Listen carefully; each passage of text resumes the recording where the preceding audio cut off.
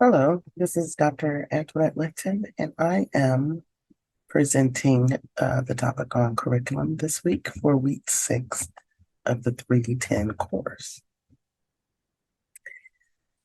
If you're viewing this video, that means that we're not in class. So we don't have a warm up, but I want to open up a discussion about checking in this week. So if you've got any questions, comments, concerns, please email me. We're going to be talking about curriculum and defining it, how it's constructed, and then how it's vetted. And I'm going to show a little video, I think, towards the end about the importance of vetting and designing curriculum so that students can leave the classroom feeling more like themselves than when they came in. So, like I said previously, please feel free to email me any questions, comments, concerns. We're in the middle of a very busy week this week with accreditation. So give me a little time to respond, but know that I'm going to respond, and we will resume our face-to-face class next week. All right, so curriculum defined. Everything a student learns in school basically is delivered through the curriculum. So all organized and intended experiences of the student for which the school accepts responsibility is the definition in your text about what curriculum is. But I really want to hone in on the fact that students bring their funds of knowledge and their experiences and their cultural wisdom, and those can be used as curriculum as well. So it's very important that we get to know our students and earn their trust so that they can share these experiences with us so that we can think about students' experiences, the totality of the knowledge that they know as threads, right? Fabric, if you will, and that we get to sew that in to the curricular experience so that it's made beautiful as well as meaningful and relevant to them. Here's some working definitions that have been going around.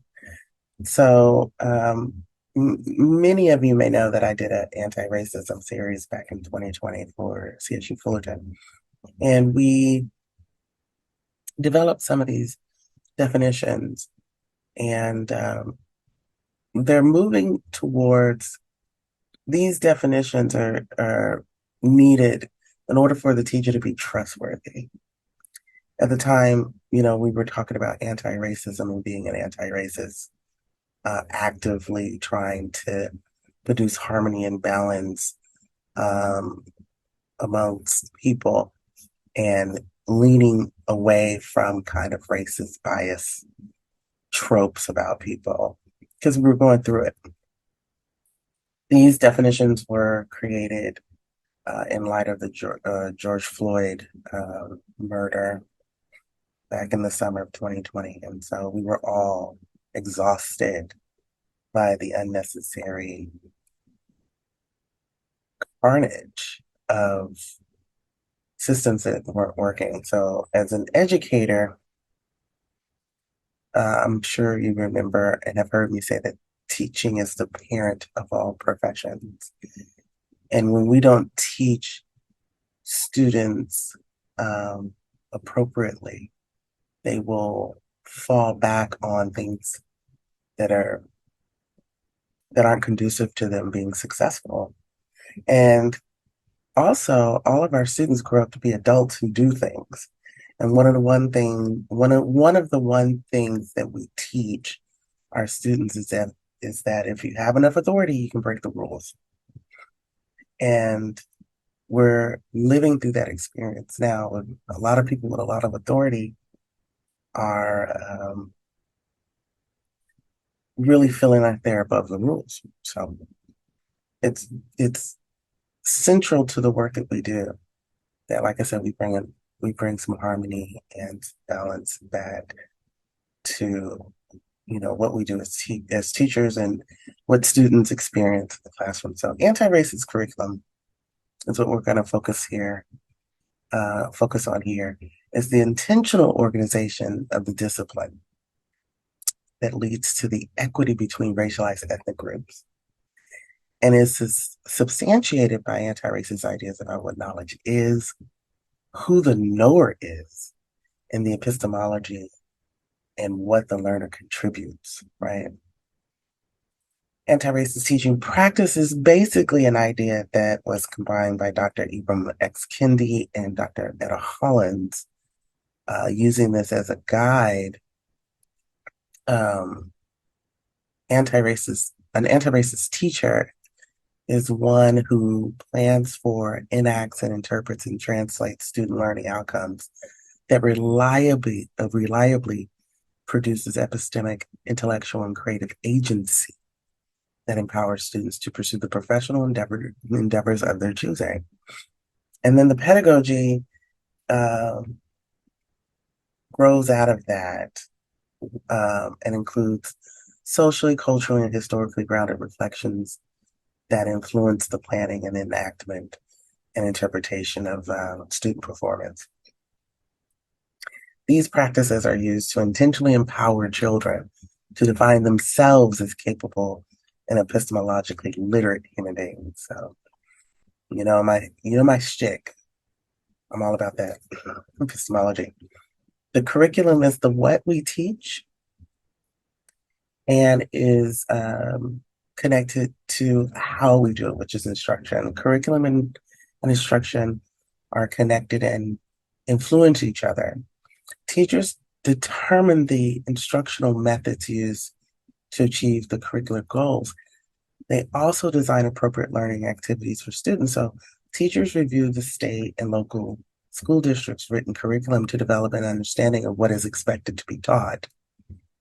The state and district curriculums profile many details that outline the standards and the learning objectives. So teachers also investigate curriculum materials that are available. This includes textbooks, multimedia resources that can be used to teach.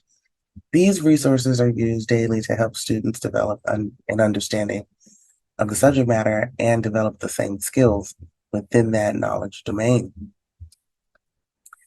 Finally, teachers consider what information will be assessed. Assessments are designed by teachers, the district, or the state, and all play a part in the goal setting and measurement of student outcomes. So, what the teacher ultimately chooses to teach every day is the curriculum. Understanding the curriculum aspect of teaching and learning helps teachers make better decisions. So, instruction is the act or practice of teaching. And so, teachers must have a plan in place about how instruction will look in their classes. The authors of our text advocate for authentic learning task, which is defined by an activity that makes the learner feel emotionally involved, mentally stimulated, and that they're productive. The learner is aware of the choices they can make and enjoys the challenge of making decisions, and feels that they had something to bring to the activity, and that is the outcome, and that its outcome will be important.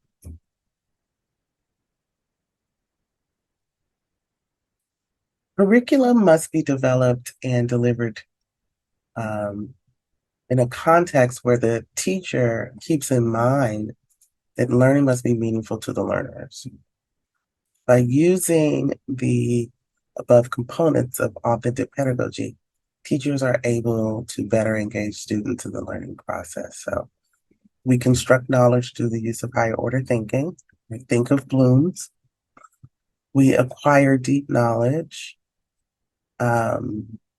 engage in substantive conversations with other teachers and peers, and facilitate student-to-student discussions. And then we make connections between substantive knowledge and the world beyond the classroom. That's super important. If the knowledge is only valuable because you're going to take a test in a school, but you're not going to be able to chart your life journey with this knowledge, then what are we doing?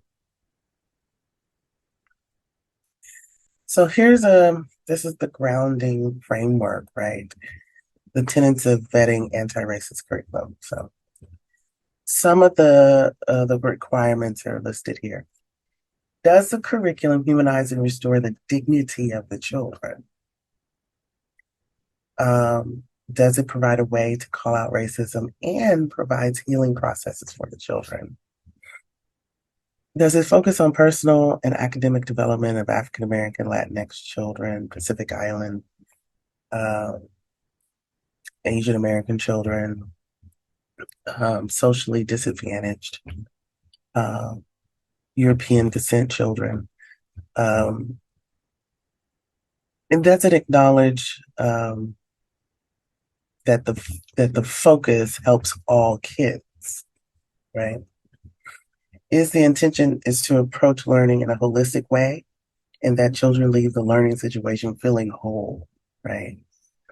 So when we focus on healing, uplifting children, getting them epistemologically empowered, getting them to critically think, those are the guideposts that allows children to leave going, oh, I can solve any problem. And remember, I'm going to read it from my journal. We want kids to be positively empowered. And that means knowing that in any given situation, one can make a useful contribution to the experience that they're having. It means that the students are full of themselves within themselves in a very loving and positive way. This gives the learner the advantage of knowing that they have nothing to really prove. They also know that there is nothing that anyone has or cannot do that they can't also do. They are not afraid of making mistakes. They're impeccable with their word. They establish and maintain clear boundaries, and they honor the boundaries of others have set for themselves. Now, that is the core of the foundation of the learning experiences that we want all kids to have. That there's multiple ways into the learning so that everybody has a pathway of figuring out who they are in this situation and how they can come together as a collective community. Now, if we can get that right, that'd be great. So here's some important questions you wanna ask. When you're vetting curriculum, is it truthful? Is it content heavy? Is it critical? Is it dialectical? Is it problem posing? Does it represent the community in which the students are coming from? Is it humanizing? Is it democratizing? Is it empowering? Are there some not nice spaces in this curriculum? And how do we transform some of that into positive empowerment opportunities for the kids? And then does it leave them hopeful that they can make a contribution to their community? According to some of my colleagues, Dr. Dover and Dr. Henning are faculty members here, and they're also co-authors of this book. They made a point to say that when we're vetting curriculum, that we're looking for clear and unapologetic call outs of racism and supports of personal academic development, specifically for African American Latinx kids, because and some Pacific Islanders, because we have not baked into pedagogy curriculum a rescue plan for the most vulnerable students. And those groups are the most vulnerable. And what I mean by rescue plan, I mean that we can't afford to lose any of our kids in this country. We need everybody, we need all hands on deck, right? So when we're looking at curriculum, we're looking at, is this going to help the most vulnerable of our kids? Now, mind you, there's no demographic of student in the country that's 50% literate in any subject. So the system is basically failing all the kids, right? So if you look at the NAEP data, like white kids in literacy are only like 39% literate. Asian American kids are just 46. Like no one's 50% literate. But African American Latinx children are in the teens when it comes to literacy, when we do our national testing. That's just unacceptable. Um, we address one or more of the four I's in relations to systematic racism. That's institutional, interpersonal, individual, and internalized. Internalized interpersonal racism is attended to and replaced with some healing process. And then does it undermine, expose, or disprove white supremacy? Like I said, I've met and I'm friends with lots of white people who are equal to me. I've yet to meet a superior person. We're all equal here. We have different talents, but we all have something to contribute.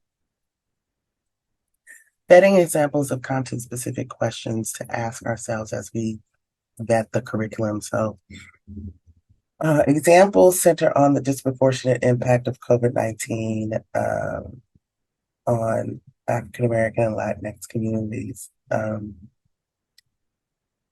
We were looking at examples of how we can take something that's important, newsworthy, if you will, in the world and translate that so that the students have access to critically thinking around that. So literacy and language arts was an example. So in a course that we're dealing with COVID-19 at the time, does this piece of literature or text assignment facilitate P through 12 students' literacy well enough to follow guidelines from the CDC or to avoid becoming prey to the deceptive advertising for untested cures and preventatives of viruses? So we're talking about literacy here, right? Will it help empower African American Latinx communities who have been disproportionately affected by the virus? Like that is. And then I want us to look at this video. Hopefully, let me go back. Erasing history for racist reasons. So let me see.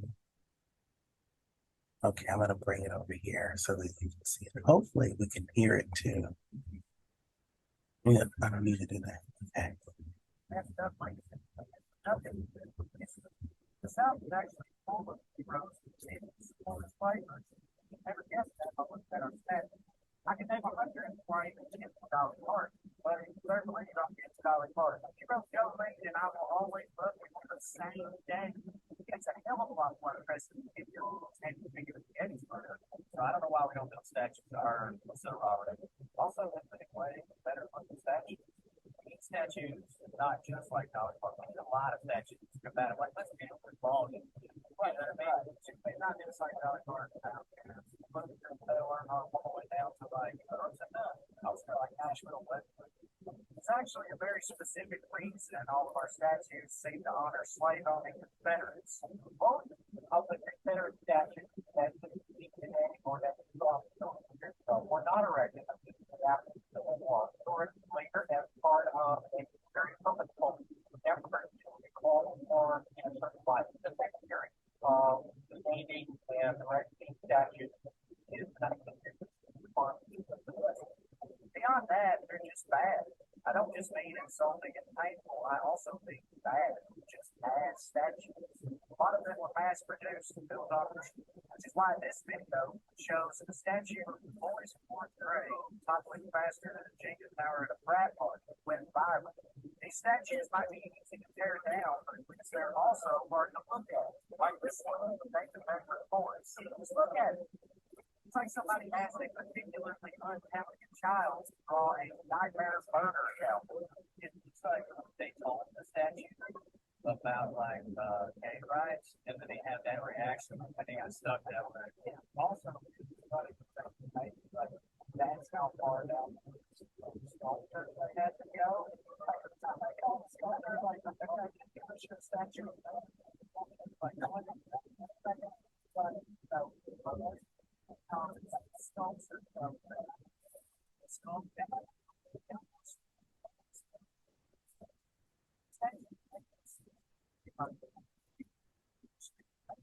that one up. Because they want to look at his first thought is that guy must suck. Boy, he sucked.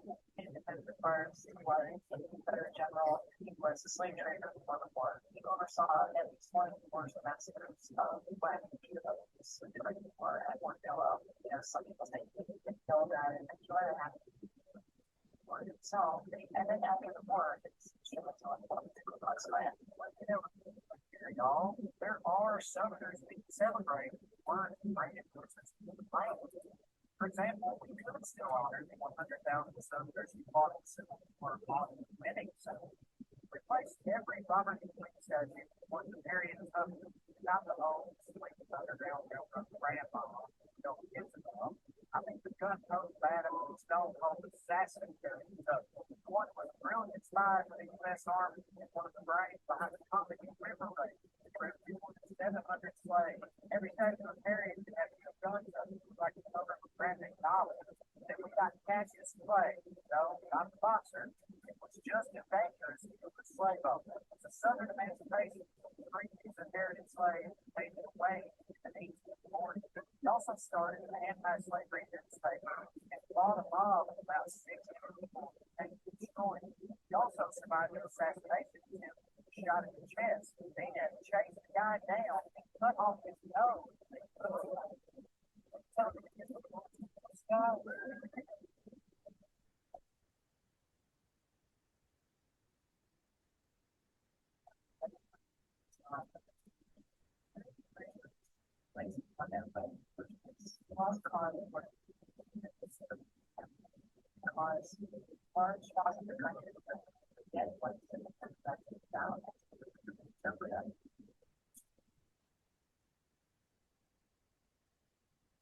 Okay. So I love that video. And I think that it captures the idea of, there's a lot in history and in our subject matters that can empower students. And we just need to do our jobs as teachers to create those spaces where they get to critique and they get to perform and they get to talk about, what matters to them, so that they can make that contribution. Okay.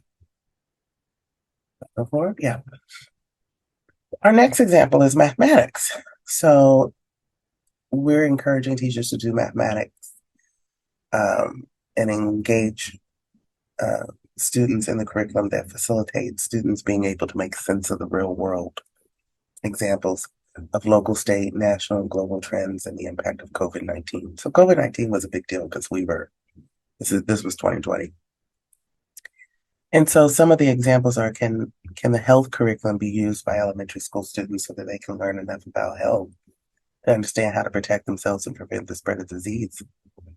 Do African American Latinx school biology students learn enough about bacteria and viruses to explain mutations and transmission? So this is taking something that's relevant and important in our communities and bringing it right back into the classroom in ways that align to the professional norms of the subjects that we teach.